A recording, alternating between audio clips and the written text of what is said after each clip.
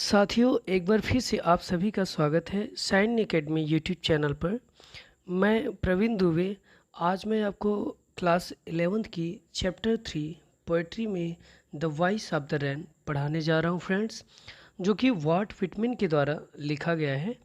और ये कहानी वर्षा से संबंधित है, बारिश की बूंदों से संबंधित है, जिसमें ये बारिश कहना चाहती है कि मैं जो नेचर से जितनी भी जुड़ी हुई चीज़ें हैं या जो वस्तुएं हैं, जैसे सीड्स है, बीज वगैरह, तो ये बिना मेरे इनकम्प्लीट है।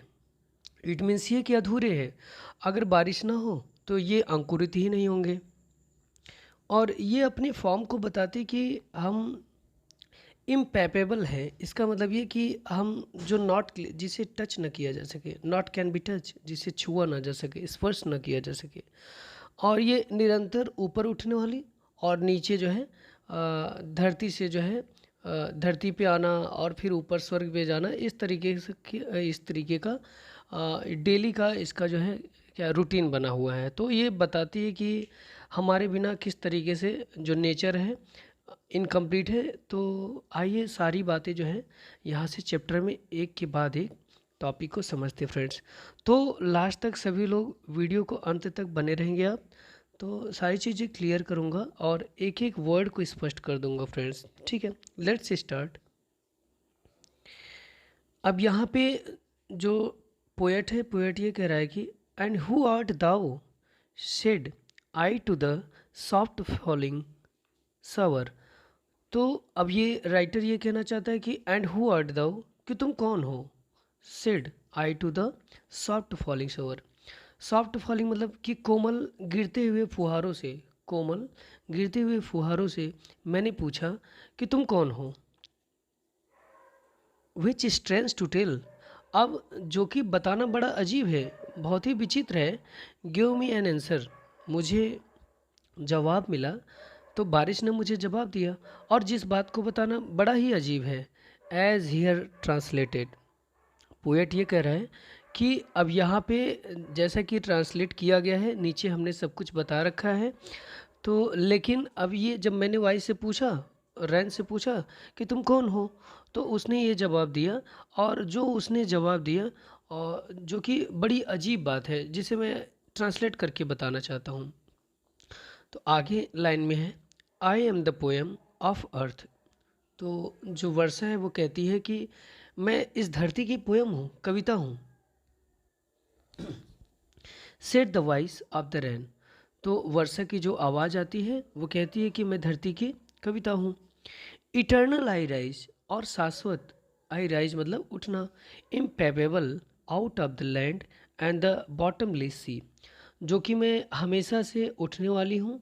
और नॉट कैन बी टच, जिसे कोई छू नहीं सकता है। इम्पेबल का मतलब जिसे छुआ ना जा सके, जिसे स्पर्श न किया जा सके।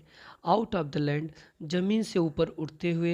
एंड द बॉटमलेस सी, और समुद्र की तली तक मैं जाती हूँ। कहने का मतलब ये कि समुद्र की तली से होकर के और मैं ऊपर उठती हूँ, और जिसे कोई टच न कर सके, मैं वो रैन हूँ। दूसरी लाइन में है, अपवर्ड टू हेवन, ऊपर मैं उड़ती हूँ। हेवन मतलब कि स्वर्ग की ओर। वेंस, जहाँ पर। वैगली फॉर्म्ड, वैगली का मतलब होता है कि नॉट क्लियर, जो धुंधला हो। All together change and yet the same. कहने का मतलब ये कि बारिश अब कहती है कि मैं जहाँ पे ऊपर उठने के साथ साथ, जहाँ पे धुंधला हमारा जो फॉर्म होता है वो चेंज हो जाता है, जो बिल्कुल क्लियर नहीं होता है। और इसके साथ साथ फिर भी मैं सेम ही बनी रहती हूँ, फिर भी मैं अपने ही फॉर्म में रिटर्न आ जाती हूँ।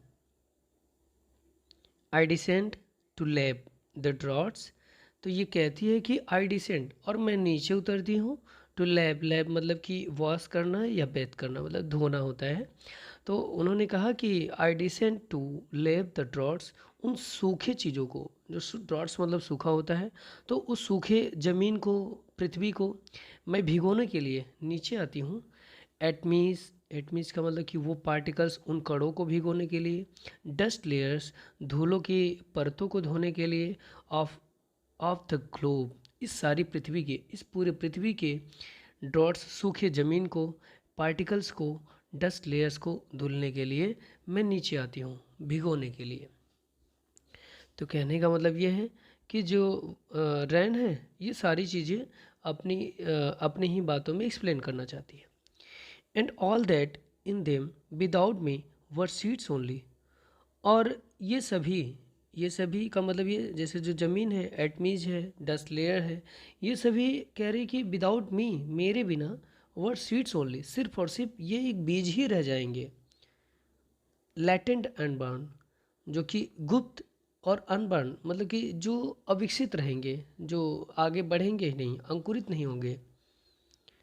और इस तरीके से एंड फॉर एवर, और हमेशा से मैंने किया भी है और करती आ रही हूँ और करूँगी भी। तो इसका मतलब ये है कि एंड फॉर एवर रैन ये बताती है कि बाय डे एंड नाइट, पूरे दिन और रात, दिन रात मेहनत कर करके, I give back life to my own origin, मैं पुनः से फिर से मैं उसी स्थान पे आ जाती हूँ जो हमारा पूर्वस्य स्थान होता है। इट मीन्स ये कि वेपराइजेशन होता है, वाष्प बनता है समूह के तली से, उसके बाद फिर ऊपर उठता है हेवंस की तरफ, फिर क्लाउड कम्प्लेक्शन बन करके रेन ड्रॉप्स गिरते हैं। तो वही कहने का मतलब कि एक बार मैं बादल का रूप लेती हूँ और फिर से उसे पानी में आ जाती हूँ। ठीक है। And make pure and beautified.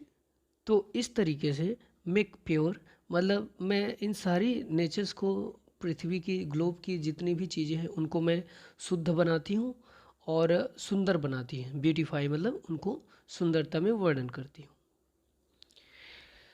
तो और आगे बताना चाहते कि जैसे अब यहाँ पे देखो कंपेयर किया गया है रैन का और सॉन्ग का। तो राइटर जो पोएट है ये कह रहा है कि फॉर सॉन्ग, और अगर मैं गीत के बारे में बात करूँ, issuing from its birth place, जहाँ से ये निकलता है, मतलब जो संगीत है जहाँ से इसका जन्म होता है या पोएट के कंठ से जब निकलता है, आफ्टर फुलफिलमेंट, तो ये भी सबको फुलफिलमेंट का मतलब आनंद प्रदान करने के बाद वंडरिंग, एक के बाद दूसरे के लय में, दूसरे के कंठ से, फिर कोई सुनता है तो कोई दूसरा गाएगा, फिर दूसरा कोई गाता है।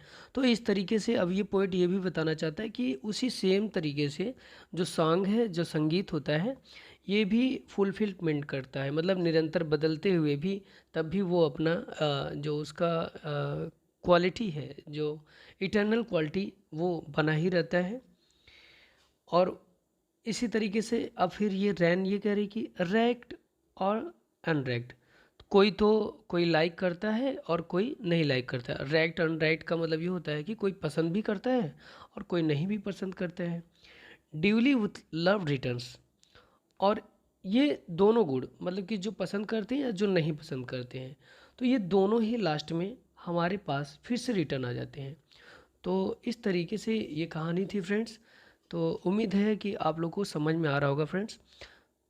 इसी तरीके से और भी सारे वीडियोस हमारे प्लेलिस्ट पे पड़े हुए हैं, आप जाके वहाँ से सारे वीडियोस को एक एक करके आप देख सकते हैं।